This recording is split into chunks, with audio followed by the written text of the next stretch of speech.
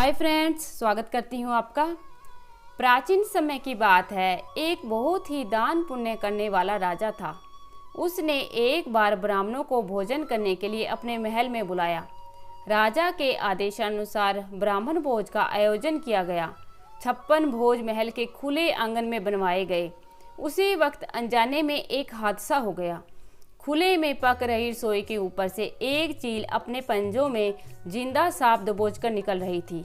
सांप ने चील के पंजों से छुटकारा पाने के लिए फुंकार भरी और साथ ही जहर उगला। उसके मुख से निकली जहर की कुछ बूंदें पाकशाला में पक रही रसोई के व्यंजनों में गिर गई। अब इस जहर के बारे में किसी रसोइये, ब्राह्मण और राजा को पता नहीं था। जहरीले भोजन के खाने से सभी ब्राह्मण काल के गाल में समा गए। जब राजा को इस बात का पता चला तो वह बहुत दुखी हुआ। ब्रह्म हत्या के पाप ने उनको काफ़ी दुखी कर डाला।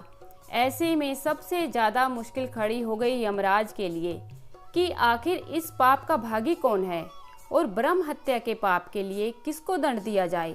सबसे पहला नाम राजा का आया, क्योंकि राजा ने ब्राह्मणों को भोज के लिए आमंत्रित किया था। यमराज के मन में दूसरा नाम रसोइये का आया, जिसने ब्राह्मणों के लिए महाप्रसाद तैयार किया था। यमराज के मन में तीसरा ख्याल चील का आया, जो सांप को पकड़कर ले जा रही थी। सबसे अंत में यमराज ने सांप के पाप का विचार किया। लंबे समय तक यमराज अनिर्णय की स्थिति में रहे। आखिर ब्रह्म हत्या का दंड किसको दिया जाए।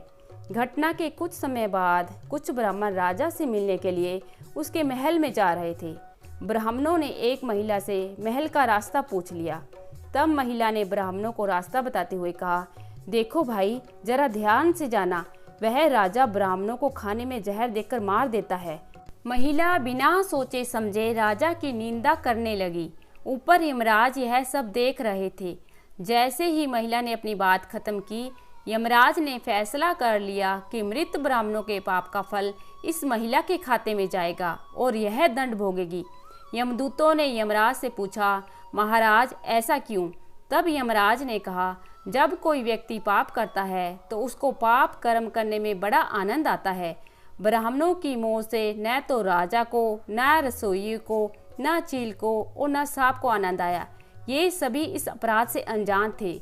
महापाप की इस दुर्घटना का इस महिला ने जोर शोर से बखान कर जरूर मजा लिया है, इसलिए ब्रह्म हत्या का पाप इसके खाते में जाएगा।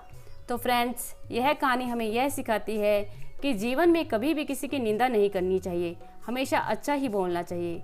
आशा करती हूँ कि आज की कहानी आप पसंद करेंगे।